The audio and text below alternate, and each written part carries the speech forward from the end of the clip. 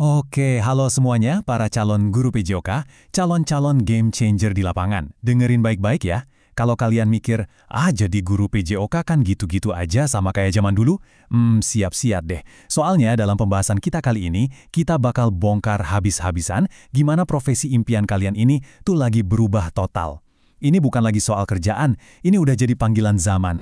Coba diinget-inget lagi. Dulu pelajaran olahraga itu kayak panggungnya anak-anak yang jago aja kan? Siapa yang larinya paling kenceng, tendangannya paling keras, ya dia yang jadi pusat perhatian. Nah itu pemikiran lama. Sekarang, coba lihat deh sisi yang satunya. Tugas kalian nanti itu bukan lagi cuma nyari atlet buat sekolah. Bukan.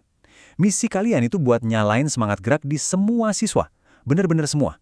Dari yang paling lincah sampai yang paling malu-malu buat ikutan. Ini bukan cuma ganti materi pelajaran loh. Ini revolusi cara kita memandang pendidikan jasmani. Oke, mari kita gali lebih dalam. Ini nih, peta perjalanan kita hari ini. Kita bakal lihat peran baru kalian sebagai guru PJOK. Terus gimana caranya bikin PJOK itu buat semua orang? Gimana kita berurusan sama teknologi, jadi agen kesehatan, dan di akhir ada satu pertanyaan penting yang harus kalian jawab. Buang jauh-jauh deh bayangan guru PJOK yang kerjanya cuma niup peluit sama megang stopwatch. Misi kalian itu jauh lebih gede dari itu. Kalian itu ibaratnya arsitek pengalaman gerak, perancang kegembiraan. Tugas kalian itu memastikan setiap anak, setelah kelas selesai, mereka pulang dengan perasaan yang enak, yang positif tentang badan mereka sendiri. Nah, peran sebagai arsitek ini, fondasinya itu satu, tapi penting banget. Gimana caranya bikin setiap siswa merasa diterima di kelas kalian? Ini tantangan terbesar, tapi sekaligus juga kesempatan paling keren di zaman sekarang. Jadi, apa sih maksudnya inklusif? Ini bukan cuma kata-kata keren doang loh. Ini tuh janji. Janji ke setiap murid, kalau lapangan sekolah adalah tempat yang aman. Nggak ada lagi anak yang ngerasa ketinggalan, diejek, atau ngerasa, aku nggak bisa. Hak mereka buat bergerak itu sama, nggak bisa ditawar-tawar. Nah, kutipan ini benar-benar ngubah permainan.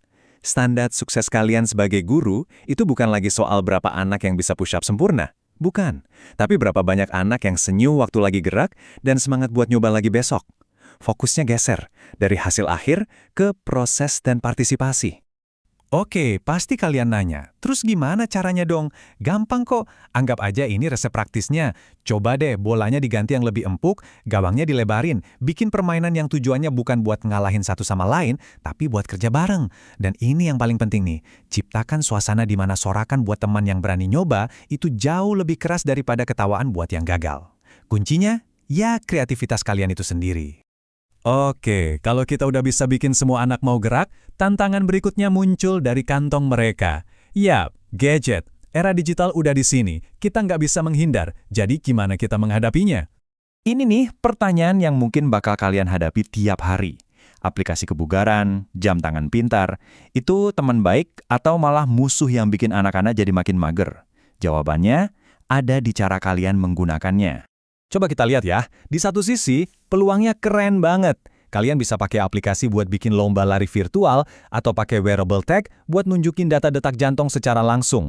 Tapi di sisi lain, ada bahayanya juga. Anak-anak bisa jadi kurang ngobrol, nggak semua punya akses yang sama, dan yang paling parah, layar malah menggantikan pengalaman gerak yang sebenarnya. Nah, disinilah kebijaksanaan kalian sebagai guru diuji. Jadikan teknologi itu asisten kalian, jangan jadi bosnya. Pakai buat bikin pelajaran lebih kaya, lebih seru, tapi jangan pernah biarkan teknologi menggantikan esensinya. Keringat, tawa, dan interaksi langsung di lapangan. Oke, setelah urusan inklusivitas dan teknologi, kalian siap naik level? Karena pengaruh kalian itu nggak boleh berhenti di pagar sekolah. Kalian punya peran yang super penting buat kesehatan bangsa ini. Lihat deh, grafik ini. Ini bukan sekedar data. Ini alarm bahaya yang nyaring banget. Kita lagi berhadapan dengan generasi yang, bisa dibilang paling kurang gerak sepanjang sejarah. Dan kalian, para calon guru PJOK, adalah pahlawan di garis depan yang melawan gaya hidup mager ini. Artinya apa? Misi kalian itu berubah. Bukan lagi cuma gimana cara ngajarin siswa jago main futsal, tapi gimana caranya bikin mereka jatuh cinta sama bergerak. Aktivitas apapun, supaya kebiasaan itu nempel terus sampai mereka tua nanti. Kalian itu lagi nanam benih buat seumur hidup. Dan lihat deh, ini dia peran baru kalian yang super keren itu. Kalian itu promotor kesehatan. Kalian yang ngajarin kalau olahraga itu bukan hukuman, tapi sebuah perayaan. Kalian yang nunjukin kalau gerak itu bagus buat badan, sekaligus buat pikiran. Kalian adalah agen perubahan kesehatan di masyarakat. Oke, kita udah bahas 3 hal besar, inklusivitas, teknologi, dan peran sebagai promotor kesehatan. Sekarang, kita satukan semuanya jadi satu pertanyaan pamungkas. Sebetulnya, guru kayak gimana sih yang dibutuhin generasi sekarang?